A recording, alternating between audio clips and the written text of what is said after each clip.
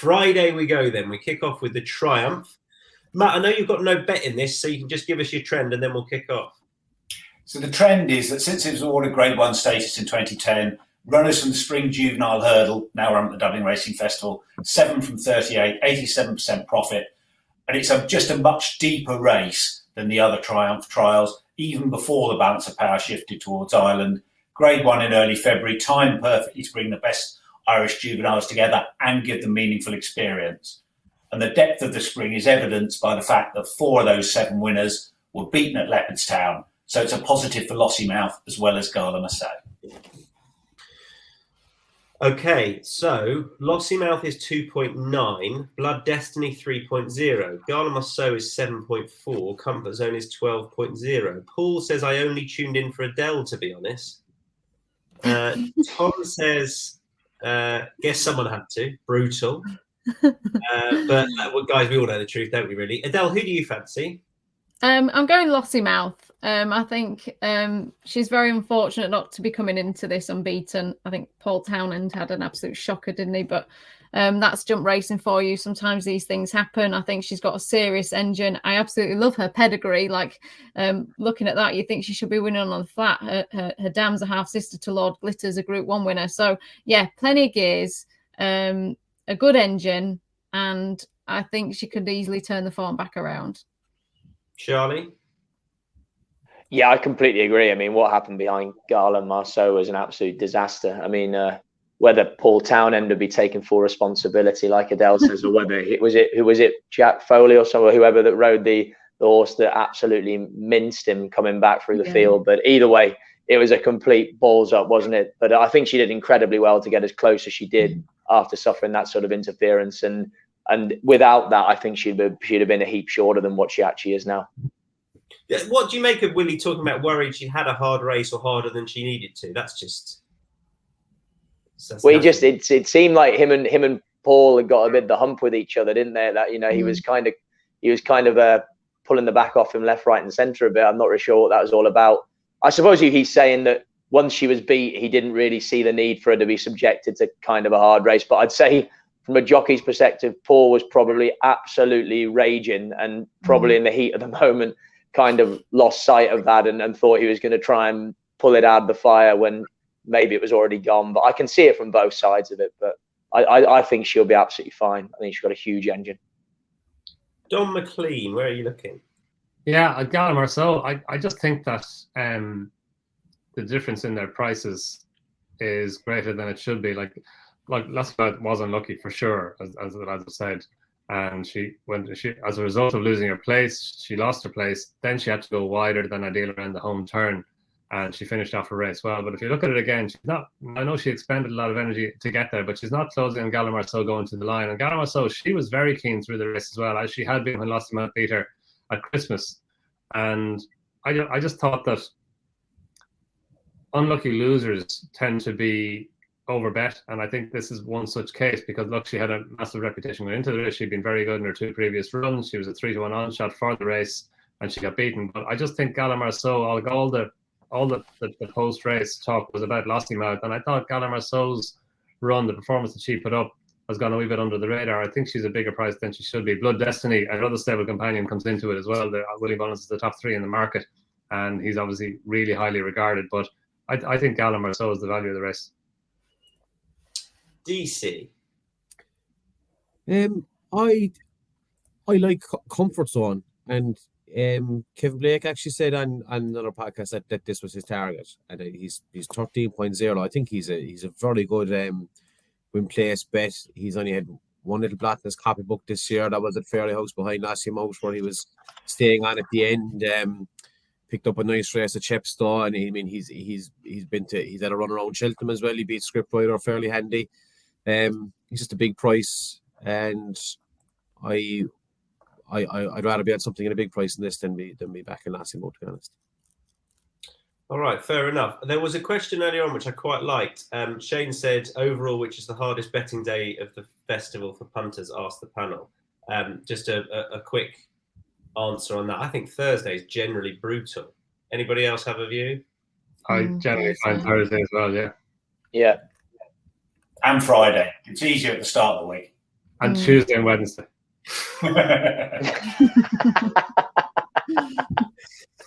Yeah, I agree.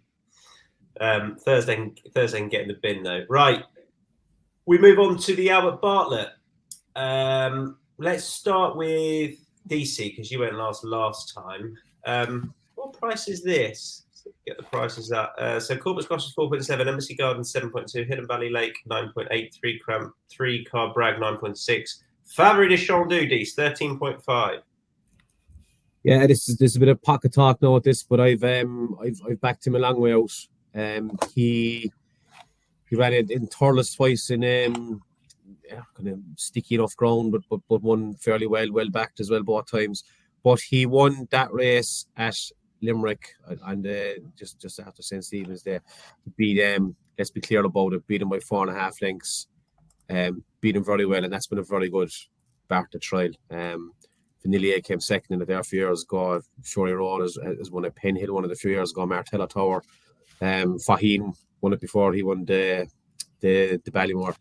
So it's been one of the better trials. He's a juicy enough price. There are some good horses at the top of the market, but at 13.5, I think he's still well worth the bet. And again, he got his bit of experience at the start of the year. He's 4 runs this season, been put away now, should arrive here fresh. And I think there's a lot of upside to him. Favori de Champ-Du. Dan Hussey says, our producer says, Friday is 100% the hardest day. It is now. Dan's not running. John McClean, who do you like in the Albert Bartlett? I like Hidden Valley Lake. Still, I know he got beaten the last day, but they were like he didn't have the run of the race the last day. It was soft ground. He had to make his own running. He didn't jump great either, possibly because he was in front. And he just got run down to Monty Star, his stable companion. Look, Monty Star, he's a player too, but I just thought the ground maybe helped Monty Star and didn't help Hidden Valley Lake because he was so good the time before that at Cork when he ran out a really impressive winner from Cool Survivor when he had Monmouth Park and Let's Be Clear About It back behind him that day. He didn't travel like the most likely winner, but when Rachel Blackmore asked him to pick up, he really stayed. He saw it to 3 miles really well, and that was after winning his maiden over 2 miles and 3 at Naas. So he's a horse who does relish a test of stamina. That Surehall Mercedes-Benz race at Clonmel, in which he finished second to Monty Star, it's been a good pointer as well. Manila Indo was beaten by Allaho in it actually, before he went on to win the Albert Bartlett. Monolly won it. He was second in the Albert Bartlett, I think. So Henry Brownhead does like that race for his top staying novice hurdlers. And I just think on better ground, with a faster pace and with the lead, Hidden Valley Lake can leave his Clonmel run behind and return to the form that he showed at Cork. And yeah, I think he's a big player. Charlie Post. Yeah, I'm going to take Donn on with Monty Star. As in, I completely agree with what he says about the ground was maybe in Monty Star's favour, but I think it was only his second hurdle start. Sorry, and he just looks like a real strong galloper. There's been some good horses that have won this Albert Bartlett at big prices, and I think this lad's is he Monolly's brother.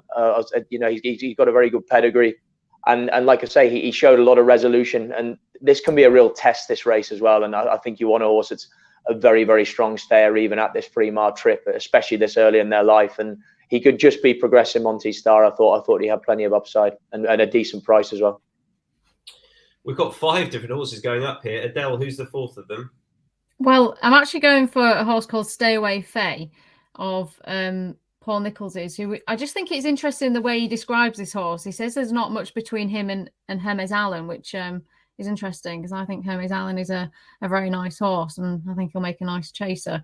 He probably is right, and this horse hasn't quite yet had a chance to kind of showcase the best of his abilities. He does look a little bit windy. I know at Doncaster he got caught on the rail and he kind of half looked like he curled up a little bit. So I think Paul was a bit disappointed with Larkin that day, and I think he would probably prefer to be ridden with a little bit more room. But go back to this horse's point-to-point form, and the horse he beat that day was Monty Star. So considering the difference in the betting between the two of them, he just might be a complete and utter, outsider who no one's even going to really take into interest. But I do, considering on what Paul said about him being kind of on the same level as Hermes Allen, which I thought was interesting. Helen says we need to get Monty Star a goat, which is strong. That made me chuckle. I like that. Quite niche. I like it. Matt, what's your trend? This is about course form, and horses that have won a graded novice hurdle at Cheltenham earlier in the season, 7 from 23, big profits of those. The Bristol was abandoned, the highway to Herbie's Allen is going for the Ballymore, which just leaves the Classic, where Rock My Way comfortably saw off a big hype horse in Dan Skelton's Pembroke. And Rock My Way won despite pricking his ears all the way up the run-in, looked like he had plenty in hand. Until recently, the trends for the Albert Bartlett were all about experience, especially over hurdles. A lot of first 13 winners, half a dozen have run 6 times or more over timber. But the last 4 winners have run 2, 3, 4, 1 times. So it may be that the good horses are just for trainers who aren't running them much before the festival, but perhaps the nature of the race is changing. It's not so much of a slog now. And the result is that I'm more open-minded about the profile. It's a notoriously unpredictable race. Last 9 renewals, Monkfish is the only winner to have gone off shorter than 12.0. We've had a field of between 15 and 20 every year. So it's a win-only bet for me. I'll probably back a couple on the day. I also like Deasy's Favori de Champdou if he turns up here rather than the Martin Pipe. But Rock My Way is going to run, and at a big price, I'll give him a bit of a shout. Right, 5 different horses for the Albert Bartlett, but that tends to be the nature of the race. And then the big one, the Boodles Gold Cup on Friday. Galopin des Champs is the horse bang at the top of the betting at 3.15. Then Brave Man's Game at 8.2. A Plus Tard 10.5. Noble Yates 11.0. 14 Statler Conflated 14.5. Protector at 16.0. 21.0 for Ahoy Senor. And then we get into the bigger 25.0 for Hewitt. That'd be a result. But top of the market, first of all, Adele Mulrennan. Who are you with? A Brave Man's Game. I've always, to be honest with you, I don't think I've ever give this horse enough credit because I've always kind of like seen him as being a bit of a worrier. When he ran at Wetherby on his first run back this year, I remember seeing him come out of the stable yard and into the pre-parade ring to get saddled up, and I was like, oh my god, who's that? And I was like, wow, he looks amazing. And as soon as he gets the saddle on, he's just it's like a switch. Like he starts shaking and he started dripping with sweat. And I was thinking, oh my word, like he's a bit of a worrier for me. And then once he got down into the main parade ring with all the other horses and got walking around, he was, he was much better. He was fine, and he had the hood on, and he went down to the start early, and all seemed to go well. And I thought his performance was very good. But I suppose, in the King George, he was even better. And to be honest with you, I thought Harry didn't have him in the best of positions. Every time the home press kind of kept jumping like towards him, I was thinking, oh my word, like what's he going to do? But he just seems to get better and better, and he seems to really have grown up now. So I know Paul is so bullish about him, and he said he's got him in the right place. He's really happy with him. Looks wise, physically. So yeah, I mean, I don't think I'd give this horse enough credit over the time, and I probably will have to, won't I? If he wins this. Matt, I'm really surprised you've gone with this horse as well. I didn't think he was a Matt Toombs type horse. I don't know why. I think you're right, and I absolutely agree with Adele. I started off the season very much against the horse, all the things Adele had said, and I've just changed my mind. If you look at that King George, if you'd never seen the horses before, you'd say Brave Man's Game is the stayer, and that Long Press and Frodon were the speed horses. The further he went, the better he looked like he was. I'm not worried about the track. When he was third to Bob Ollinger, he ran to what I'd expect for a soft-trained Nichols horse over a test of speed that didn't suit. I'm not too worried about him having been peaked for the King George. It's not like Protectorat, who was peaked for his first run of the season. Paul had already got the run into him. And the enthusiasm from Paul Nichols is infectious. Just to finish off with the trend, this century, horses that have recorded a Racing Post rating of 177 or higher are 8 from 21, 61% profit. And in the Gold Cup, the current season's form tends to be underbet, with form from previous seasons, especially Gold Cup form, overestimated by the market. Gold Cup, really tough race, bottoms a lot of horses. So often the values within the new kid on the block in the Stay and Chase division, which have shown top-class form during the season. Assuming Shishkin doesn't run, Brave Man's Game's dead on that rating of 177. He's top-rated. He sets a clear standard on this season's form, And I think he's a big price, and I think he will continue to shorten. Imagine Paul Nicholls if Brave Man's Games wins a Gold Cup, having not had a festival winner for a few years. Shane is absolutely trolling you, Don. I love it. He says, let's see Don break the habit of a lifetime and tip a GB horse for the Gold Cup. He said, Cheltenham Gold Cup, fun fact, Don McClean has never tipped a GB English train winner in over 15 years of Cheltenham previews. Maybe this year he'll be a Brave Man's Game, Don. Of a Gold Cup. Well, when the Irish win it most of the time, why would you deviate from that? Imperial Commander. You tipped it? Yeah. Well, I backed it. I hope I tipped it. Oh, yeah. Yeah, good point. No, not Brave Man's Game for me. Although, look, I see the point. I see the case. And maybe before Kempton, before the King George, he probably didn't look like a horse who might see it out. But I think we learned more about him at Kempton. I think he stayed on really well that day. And I think even before that, Paul Nicholls wasn't keen on his chance at Cheltenham. But no, it's good that the King George winner is in it. Galloping the Champ. Like, it's interesting because when he won the Irish Gold Cup, people kind of went, like, now we know that he stays. But William Mullins said, look, he won a Grade 1 novices hurdle over 3 miles, so he was never worried about him staying.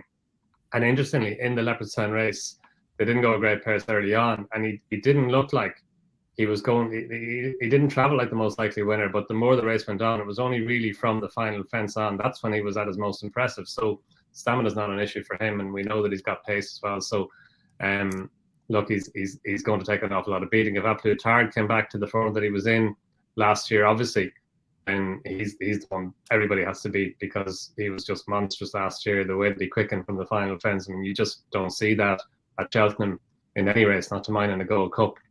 But again, I just think in terms of value and horses that are underrated by the market, I think Conflated is generally an underrated horse. Like, he won the Irish Gold Cup last year, and that was his kind of coming of age, because Gordon Elliott always seemed to think a lot of him even before that, but he did have a little bit of an issue mentally, I think.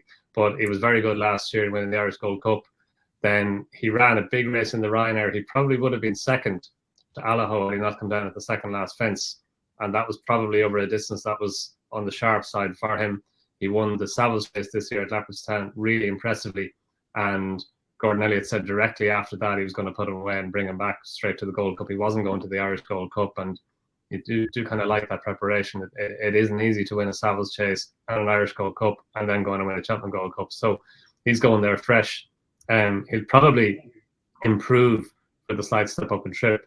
And yeah, I think he's an improving horse. Like that run the last day in the Irish Gold or in the Savills chase, that was probably up there with the best of his career. And I think he's a big enough price in. I think it's an open Gold Cup, but I think he's a big price in it. Deasy, you agree? Yeah, absolutely. Completely overlooked on his price. Like that was, he won that race at Christmas in the back straight. He was gone. It was all over, and he did the same thing. I think at the Dublin Race Festival last year, just ran away from him. I think he's really good, and he's a massive price for this. I'd probably back him win place. I wouldn't back him win only because, again, Galopin Des Champs could be a freak, but he's a win place price at the moment. So I'll be having a right bet off him to hit the top 3 or 4 anyway. And Charlie, some sense. Yeah, I think he is a freak. So I think he'll win the Gold Cup Galopin Des Champs. I think he's, the blend of speed, stamina. I mean, jumping, incredibly athletic horse. I just think he's the best horse in this race. I'll probably have a couple of quid on Hoy Senor each way as well, because I think he's got a big engine, and if he can hold the jumping together. I see someone just said on the screen about who's going to make the run in. I'd have thought he's probably the most likely pace angler, Hoy Senor, looking through them. So I'll have a bit each way on him, but in the place market. But yeah, I think Galopin Des Champs will win this race. I think he'll take it out impressively. I just want to touch on something you said there, a mixture of speed and stamina. Nick Palfrey says he's just too short, isn't he? Leopard Stanley proved he was effective in a 3-mile slowly run race. Tom Leach says Statner, wide O love for the true stayer. Flashy horses don't win a Gold Cup, Matt Toombs. Well, they do. Horses stepping up from around 3 miles have been profitable to follow. Horses actually who run at the festival over 2 miles the previous season. So if Shishkin were to turn up here, those sort of horses actually have an amazing record that you wouldn't expect. So, yeah, I wouldn't be worried about it. Clearly, it's different if it's a bog, like when Native River won or Bobsworth won. But you get quite a few steady run Gold Cups as we had last year. And stamina is consistently overbet because that's what everyone talks about. And speed gets underbet.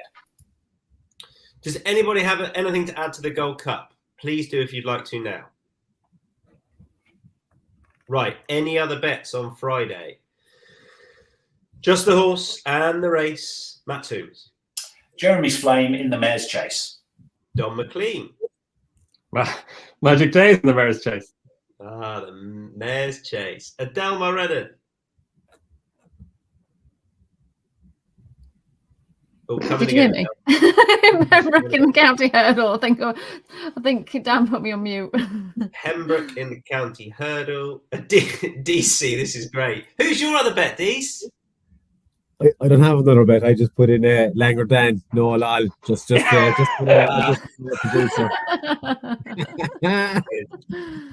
love it if he runs in this now. All right, best lays. Yeah. We've got a few lays, Matt. Allegory Deasy in the Mare's Chase. Okay, Donn. Yeah, Lossy Mouth. I just think she's too short in the Triumph Hurdle. DC. Yeah. Take Lassie Moran. Great. My best bet. Friday best bets. Lossymouth in the Triumph Hurdle. I think it should go off shorter. Matt Toombs. Brave Man's Game, both the win and the place markets in the Gold Cup. Never thought I'd see the day. Donn McClean. Unplayed in the Gold Cup. Adele. I nearly went Lossymouth, but I've gone Brave Man's Game. Charlie Poste. I did go Lossy Mouth. DC. Conflated in the goal. Oh, they see. Okay, that's your Friday done.